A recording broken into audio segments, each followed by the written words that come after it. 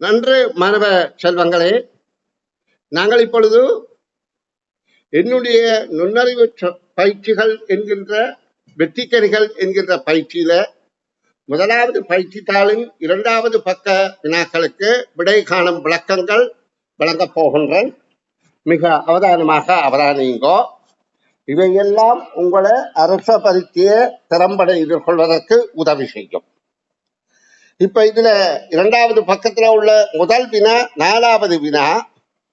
4வது வினாவை வாசிக்கின்றேன், கவனித்துக் கொள்ளுங்கள். பெரியப்பாவிற்கு 3 பிள்ளைகள் உள்ளனர்.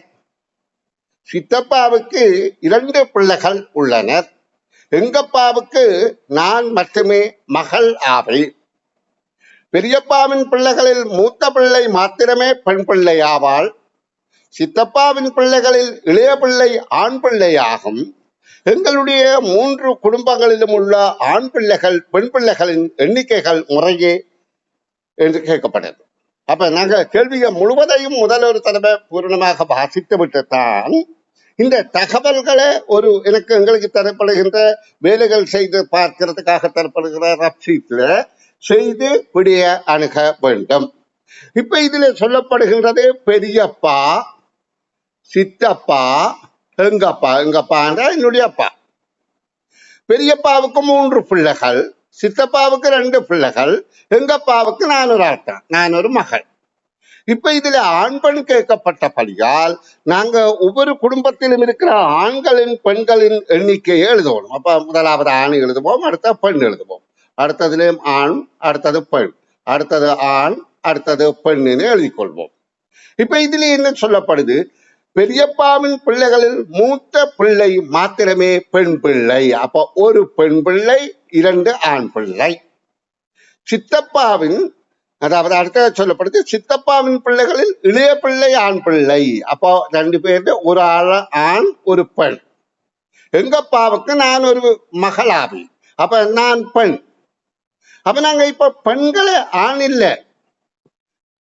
இப்ப நாங்கள் இதுல கேட்கப்பட்டது முறையே என்று கேட்கப்பட்டபடியால் முதலாவது ஆண் பிள்ளைகளின் எண்ணிக்கையும் அடுத்தது பெண் பிள்ளைகளின் எண்ணிக்கையும் கொடுக்கணும். ஆண் பிள்ளைகள் இங்க 2 பேர் பெரியப்பா குடும்பத்துல, சித்தப்பா குடும்பத்தில் ஒரு ஆள், அப்போ 3 பேர். பெண் பிள்ளைகள் ஒவ்வொரு குடும்பத்திலும் ஒவ்வொரு ஆள் இருக்கிறார்கள். அப்ப அதுக்கும் 3 பேர். அப்ப கேள்விக்கான விடை 3வது ஆகும். இனி நான் 5வது வினாவுக்கு விடைகாண் விளக்கம் வழங்குகின்றேன், அவதானியுங்கள். நீளப்பாட்டில் வைக்கப்பட்டுள்ள இக்கழுத்து மாலை இணைக்கப்பட்ட சரியான தோற்றம் யாது? இது ஒரு கழுத்து மாலை. கழுத்துல கட்டுகின்ற மாலைய கலட்டி, இந்த 2 முனைகளையும் கலட்டி ஒரு மேசையில நீளப்பாட்டு வைக்கப்பட்டிருக்கின்ற கருதுங்க. நீளப்பாட்டு என்றால் இப்படியாக வைக்கப்பட்டிருக்கின்றது. இப்ப கேள்வி என்ன? நாங்க கேள்விக்கு செல்வோம். தொடராக வரும் இதுல சரியான தோற்றம் எது என்று கேட்கப்படும். இந்த மாலையின் சரியான தோற்றம் இதுவா அல்லது இதுவா என்று கேட்கப்படுது. அப்ப இது கற்புலனாற்றல், கண்ணால பார்த்து கண்டுபிடிக்கிறது. நான் திரும்ப சொல்றேன், 10 வயது குழந்தைகளுக்கு உள ஆற்றலை ஆதாரமாக கொண்டுதான் இந்த கேள்விகளை தொகுத்திருக்கிறேன். இது அரச பரீட்சையில வந்த வினாக்களை தழுவியது. இப்ப நீங்க இதெல்லாம் படித்து முடித்த பிறகு நாங்க இறுதிக்கட்ட வகுப்புகள்ல அரச பரீட்சை தாள்கள் பார்ப்போம். அப்ப தெரியும் பார்த்ததின் பலன். இப்ப இந்த மாலையின் உண்மையானது எது என கண்டுபிடிக்கிறதுக்கு நாங்க என்ன செய்ய வேணும்? ஒப்பிட்டு பார்க்கணும். ஆனா ஒப்பிட்டு பார்க்கறதுக்கு நாங்கள் எங்கே இருந்து ஆரம்பிக்கணும்? இது எல்லாம் பல வடிவங்களாக இருக்கின்றது. அப்ப இந்த இடத்துல ஆரம்பிக்கணும். இந்த இடத்துல ஆரம்பித்தாத்தான் எங்களுக்கு இந்த பக்கம் இந்த மாதிரி வரும், இந்த பக்கம் பாருது இங்க இப்படியே தொடர்ச்சியாக இருக்குது. அப்ப அதை கண்டு நாங்கள் இந்த மாலை பொருத்தம் என கண்ணால பார்த்து புரிந்து கொள்ளலாம். இப்ப பாருங்க, இதுல இந்த வட்டத்தை சுத்தி 4 வட்டங்கள் இருக்குது. அப்ப இந்த 4 வட்டத்துக்கு அந்த மாலையின் கருத்துல எங்களுடைய பார்வையில இது வலது பக்கம், இது இடது பக்கம். இந்த ரெண்டு பக்கமும் இருக்கின்ற மற்ற வடிவங்களுடைய எண்ணிக்கையை கருத்துல கொண்டு நாங்கள் விடை அணுகுதல் வேண்டும். இப்ப பாருங்க, இதுல ஒரு வட்டம் வர வேண்டும். அப்படி வந்துட்டு அதுக்கு பிறகு இருக்கிறது நாங்கள் எண்ணினால் இங்க ஒரு வட்டம், 2 டைமண்ட், 2 வட்டம், 2 டைமண்ட் என வருகின்றது. அப்ப இந்த பக்கம் வருவதை நாங்கள் அடுத்த பக்கம் தான் இதுக்குரியது இங்கே இருந்துதான் நாங்கள் கணிக்கணும். இங்கே இருந்து கணித்தால் இங்கே ஒரு வட்டம் அதுல இதுக்குரியதாக போய்விட்டது. அப்ப மிகுதி 2 இருக்கின்றது, இந்த 2 இருக்கின்றது. அடுத்தது 2 இருக்கின்றது டைமண்ட், சாரி டைமண்ட் 3 இருக்கின்றது. இங்க பாருங்க 3. பிறகு வட்டம் 2 இருக்கு. இங்களவை நாங்கள் ஒப்பிட்டு பார்த்தாலே எங்களை விட வந்துவிடும். அப்ப இந்த மாலையில வட்டம், அதாவது இடது பக்கம் 1ம் வலது பக்கம் 2ம் இருத்தல் வேண்டும். அதை முதல்ல ஒப்பிட்டு பார்ப்போம். அந்த பதக்கம், இது பதக்கம் என கருதினால் பதக்கத்தின் வலது பக்கம் வட்டமாக உள்ள மணி, அதாவது வட்டமாக இருக்கிற மணி 2 இருக்க வேண்டும், இடது பக்கம் 1 இருக்க வேண்டும். அப்ப நாங்க இந்த பதக்கத்துல பார்க்கிறோம், இந்த மாலை இப்ப திரும்பி இருக்கிறபடியால் இதுதான் வலது பக்கம், இது இடது பக்கம். வலது பக்கத்திலே நாங்கள் இங்க பார்த்தோம் 2 இருக்க வேணும், இடது பக்கத்திலே அது தாண்டுகிறது.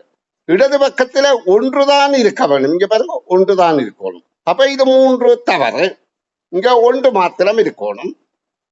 அதே போல இந்த கடிகாரத்தை இப்படி நாங்கள் பார்த்தால் வலது பக்கத்திலே 2 இருக்க வேண்டும். நாங்க இப்ப அந்த கோணத்திலே அதை பார்க்கிறோமா இருந்தால் இது வலது பக்கம் என கருதுவோமாக இருந்தால், அதாவது மாலை இந்த வலது பக்கம் இது என்றால் இடது பக்கமாக கருதினால் இங்க 3 இருக்கின்றது, இங்க 2 இருக்கின்றது. அப்ப இதுவும் பொருந்தாது. இப்ப இந்த மாலையை கருதினோமாக இருந்தால் சண்டேன நல்லா கவனித்துக் கொள்ளுவோம். அப்ப இந்த மாலையில பதக்கத்துக்கு பிறகு வலது பக்கம் 1 இருக்கின்றது. இந்த இதுல பாருங்க 1 இருக்கின்றது, இங்கே 2 இருக்கின்றது. ஆகவே இதுவே பொருத்தமானதாக இருக்கும்.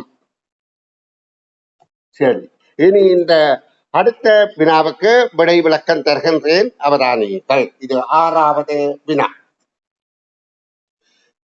அன்பு மாணவ செல்வங்களுக்கு நான் சொல்லக்கூடியது என்னவென்றால், அரச பரீட்சையில கேட்கப்படுற வினாக்களுக்கு விடையளிக்க வேணுமாக இருந்தால் நாங்கள் நிறைய பயிற்சிகள் செய்து எங்களை முன்னேற்றிக் கொள்ளுதல் வேண்டும். இப்ப 6வது வினாவுக்கு வருவோம். தொடராக வரும் 6 எண்களின் கூட்டுத்தொகை 75 ஆகும். அதாவது தொடராக என்றால் 1, 2, 3, 4, 5, 6 என்கின்ற தொடராக வருகின்ற எண்கள், எண்ணும் எண்கள் அல்லது இயற்கை எண்கள். நாங்கள் எண்ணிக்கையிலே எண்கள் ஒன்றொன்று கூடிக்கொண்டுதான் போகும். அதான் சக 1 பொது வித்தியாசம் என்று சொல்றோம். ஒரு எண்ணுக்கும் அடுத்த எண்ணுக்கும் இடையில சக 1 பொது வித்தியாசம். இப்ப இங்கே என்ன சொல்லப்படுகிறது, தொடராக வரும் 6 எண்களின், அப்ப 6 எண் இருக்குது, 1, 2, 3, 4, 5, 6 எண்களில் கூட்டுத்தொகை 75 ஆகும். இந்த 6 எண்களையும் கூட்டினால் வருகின்ற பெருமானம் 75 ஆகும். அவ்வாறு உள்ள எண்களும் எவை என்று கேட்கப்படுகின்றது. அப்ப இதற்கு நாங்க என்ன செய்யணும் என்றால், எங்களுக்கு இந்த எண்ணின் பெருமானம் எதிலே ஆரம்பிக்கிறது என்று தெரியாதபடியால் உங்களுக்கு தெரியும் 6 எண்கள் இருந்தால் முதல் எண் எக்ஸ் என்றால் அடுத்தது எக்ஸக 1 கூட, அடுத்தது எக்ஸக 2 கூட, அடுத்தது எக்ஸக 3 கூட, அடுத்தது எக்ஸக 4, அடுத்தது எக்ஸக 5 இருக்கும். 6 எண்கள். இப்ப எங்களுக்கு இதிலே எக்ஸ் எவ்வளவு என்று தெரிந்தால் நாங்கள் இந்த எண்களை இனங்காண முடியும். அப்ப எக்ஸ் இதை நாங்கள் இந்த கூட்டுத்தொகையை பார்ப்போமாக இருந்தால் 6 எக்ஸும் 1, 2, 3, 4, 5 என்ற எண்கள் கூட்டப்பட்டால் 5 எண்களையும் கூட்டினால் எங்களுக்கு தெரியும் 5வது முக்கோண எண். அப்ப 5 6ஆல பெருக்கிறார், 6 5 30, 30 2ஆல வகுத்தால் 15. அப்ப 6 எக்ஸும் 15 தான் இங்க கூட்டப்படுகின்றது. இந்த அதாவது இந்த 6 எக்ஸுக்கும் 15ம் எவ்வளவு மொத்தம் என்றால் 75. அதை ஒரே சமன்பாடாக எழுதுறேன். 6x சக 15 சமன்தான் 75. இங்கே சொல்லப்பட்ட 75 என்ற கூட்டுத்தொகை. அப்ப 6x காட்டுறதுக்கு நாங்க என்ன செய்யணும்? 6x சமன் 75ல 15 கழிக்கணும். 15 கழித்தால் எவ்வளவு? 60. 60 6x என்றால் 6x என்றால் ஒரு எக்ஸ் 10. அப்போ ஒரு எக்ஸ் 10 என்றால் இந்த எண் 10, இது 11, இது 12, இது 13, இது 14, இது 15, இது 16. 10ல இருந்து சரி இது 16 இல்லை, 5 6 என்றால் 15. ஏன்? எக்ஸ் சக 5, எக்ஸ் என்பது 10, சக 5 என்பது 5. அப்ப 10 5 15 வரையில 6 எண்கள் இருக்கின்றது.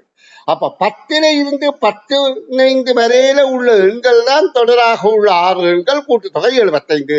அப்ப இரண்டாவது விடை பொருத்தமானதாக இருக்கின்றது. அன்பு குழந்தைகளுக்கு நான் மீளமல சொல்றேன். இப்படி வினாக்கள் உங்களுக்கு விளங்கவில்லை என்று கண்டால் மீளவும் திரும்ப இதனை இந்த காணொலி நான் இது போடுவேன். காணொலியாக எல்லா மாணவரும் நலன் பெறுவதற்காக போடுவேன். அப்ப நீங்க அதுகளை பார்த்து உங்களை முன்னேற்றி கொள்ளலாம். விளங்கவில்லை என்றால் வேற வழி இல்லை, நீங்க இதை திரும்ப திரும்ப போட்டு பார்த்து புரிந்து கொள்ளுங்கள் என்பதுதான் என்னுடைய அன்பான கோரிக்கை. இனி நான் 7வது வினாவுக்கு வருகின்றேன். பின்னர் நிபந்தனைகளுக்கு ஏற்ப எண் சட்டகத்தில் உள்ள எண்களை மாற்றுக. இந்த எண்களுக்குள்ள உள்ள கோலத்தை பார்த்தோமா இருந்தா 1ல இருந்து 4 வரையில இருக்குது, அப்புறம் அடுத்த 5ல இருந்து 8 வரையில இருக்குது, அடுத்த 9ல இருந்து 12 வரையில இருக்குது, 13ல இருந்து 15 வரையில இருக்கின்றது. அப்ப எங்களுக்கு தெரியுது 1 2 3 4 5 6 7 8 9 10 11 12 13 14 15 16 என 16 வரையிலான எண்கள் ஒரு சட்டகத்தில இப்படியாக தரப்பட்டிருக்கு. 4 நிலைகளும் 4 நிலைகளுமாக தரப்பட்டிருக்கு. இதை முதல் புரிந்து கொள்ளணும். புரிந்தால்தான் உங்களால் விட காணுறது இலகுவாக அமையும். இப்ப இந்த சட்டகத்தில் என்ன கேட்கப்படுது? இந்த நிபந்தனைகளுக்கு ஏற்ப மாற்றத்தாம், இந்த எண்களை மாற்றத்தாம். அதுக்கு பிறகு இறுதியாக சொல்லப்படுது இந்த 2 நிபந்தனை இருக்குது. இந்த 2 நிபந்தனை பிறகு சொல்லப்படுது, தற்பொழுது வந்த மாற்றம் செய்த பிறகு அடைப்பில் உள்ள எண்களில் நிரலாகவோ, நிரல் என்றால் மேலிருந்து கீழாகவோ அல்லது கீழிருந்து மேலாகவோ, நிறையாகவோ, இடமிருந்து பலமாகவோ அல்லது பலமிருந்து இடமாகவோ அல்லது குறுக்காகவோ, குறுக்கு திசையிலேயோ, இந்த மாதிரி 2 குறுக்கு திசைகள் இருக்கும். கூட்டும் போது எண்களை 4 எண்களை கூட்டும் போது, அதாவது தொடராக இருக்கிற 4 எண்ணை கூட்டும் போது கிடைக்கும் தொகை யாது என்று கேட்கப்படுகின்றது. அப்ப நாங்க இந்த செயற்பாடுகளை செய்வோம். பிரதான திசைகளில் நடுவில் உள்ள அடுத்தடுத்து வரும் இரு எண்களை எதிர் திசைகளில் மாற்றுக. நல்லா கவனித்துக் கொள்ளுங்க. பிரதான திசை என்பது இப்படியாக இருப்பதுதான் பிரதான திசை. நடுவிலே இருக்கின்ற 2 இலக்கங்களையும் எண்களையும் எதிரெதிராக மாற்ற சொல்லி இருக்கிறது. அப்ப இந்த மேலே இருக்கிற வடக்கு திசையில இருந்த 2 இங்க கொண்டு வருகிறோம், 3 இங்க கொண்டு வருகின்றோம், 14 இங்க கொண்டு வருகின்றோம், 15 இங்கே கொண்டு வந்துவிட்டோம். உங்களுக்கு விளங்கி இருக்கும். இந்த 2 எண்களையும் அப்படியே மாற்றிக்கொள்கிறோம், இந்த 2 எண்களையும் அப்படியே இடம் மாற்றுகின்றோம் என்பது விளங்குகின்றது. ஒன்று மேலையும் கீழையுமாக பிரதான வடக்கு திட்டம் மாற்றிட்டோம். இனி இதே போல கிழக்கு மேற்கையும் மாற்ற போறோம். கிழக்கு மேற்கையும் மாற்றுகின்றோம். மாற்றுகின்ற போது இங்கே 5 9 வரும், இங்க 8 12 வருகின்றது. அப்ப முதல் செயற்பாடு செய்துவிட்டோம். அடுத்தது நடு அடைப்பில் உள்ள எண்களை உபதிசைகளில் மாற்றுக. உபதிசை என்றால் அதாவது குறுக்கு திசை இப்படியாக மாற்றுறது. இங்க உள்ள எண்ணை இங்க மாற்றணும், இங்க உள்ளதை இங்க மாற்றணும், இங்க உள்ளதை இங்க மாற்றணும், இங்க உள்ளதை இங்க மாற்றணும். இது ஒரு எண் கணிப்பு முறை. அப்ப நாங்க இதை மாற்றுகின்ற போது முதலாவது இந்த 10 என்பதை இங்க போட்டோமா இருந்தால் 7 இங்க வரும், 6 இங்க போட்டால் 11 இங்கே வருகின்றது. இப்ப இந்த எண்களுக்கு இடையில உள்ள எண்களை கூட்டுகின்ற போது வருகின்ற தொகையை பார்க்க வேண்டும். இப்ப 4 எண்கள் தான், 4 மூலையிலும் இருக்கிற எண்கள் தான் மாறுபடவில்லை. அப்ப நாங்க இதை கூட்டி பார்ப்போமா இருந்தால் எந்த பக்கமாக கூட்டினாலும் 34 விடையாக வருகின்றது. குறுக்கு திசையில கூட்டினாலும் அப்படித்தான் வருது. இது ஒரு எண் கணிப்பு முறை, நன்றாக புரிந்து கொள்ளுங்கள். அப்ப இதற்கான விடை முதலாவது. இதே நாங்கள் 2ல இருந்து 17 வரையில எழுதியிருந்தால் இன்னும் 4 கூடுதலாக வந்து 38 வரும். இதுகளெல்லாம் பழைய காணொளிகள்ல நிறைய கற்பித்திருக்கிறேன், பார்த்து புரிந்து கொள்ளுங்கள். இனி நான் இந்த பக்க கடைசி வினா விடை விளக்கம் தர விளைகின்றேன். இப்ப கவனிங்கோ. இதுல இந்த பக்கத்தின் கடைசி வினா, இங்க ஒரு சமன்பாடு தரப்பட்டிருக்குது. அதாவது குறியீடுகள் சதுரத்தோட முக்கோணத்தை கூட்டுறது, சதுரத்துல இருந்து முக்கோணத்தை கழிக்கிறது, அதற்கு விடை தருவது. இப்ப இக்கணிப்புகளின்படி பெருமானம் ஏர்வரிசையில் அமைந்த விடை அல்லாதது யார்? அப்ப பெருமானம் விடையாக அமையாத விடயத்தான் நாங்க கண்டுபிடிக்கணும். சரியா இருக்கிறது ஏர்வரிசையில உள்ளதை விடையென கருத வேண்டாம். இப்ப நாங்க இதை ஒரு கணிப்புகளை போட்டு செய்து கொள்வோம். ஏனென்றா உங்களுக்கு இலகுவாக படுவதற்காக ஒரு கணிப்பு, ஏதாவது ஒரு கணிப்பை நான் கொடுத்துக் கொள்கிறேன். இங்க பாருங்க, இதை 5 என எடுத்துக்கொள்வோம், இதை 3 என்று எடுத்துக்கொள்வோம். 5 3 மட்டும். அப்ப இது 5ல 3 போனால் 2. அப்ப இந்த ஏர்வரிசையில சொல்றேன் என்றால் இதை 2க்குரியது முதலாவதாக வரும், 3க்குரியது இரண்டாவதாக வரும், அடுத்தது 5க்குரியது 3வது எண்ணாக வரும், 8க்குரியது 4வது எண்ணாக வரும். அப்ப இந்த 2க்குரிய குறியீடு எது? இதுதான் 2க்குரியது. அடுத்த 3க்குரியது இந்த முக்கோணம், 5க்குரியது சதுரம், 8க்குரியது வட்டம். அப்ப இது விடையாக வராது. ஏன் விடையாக வராது?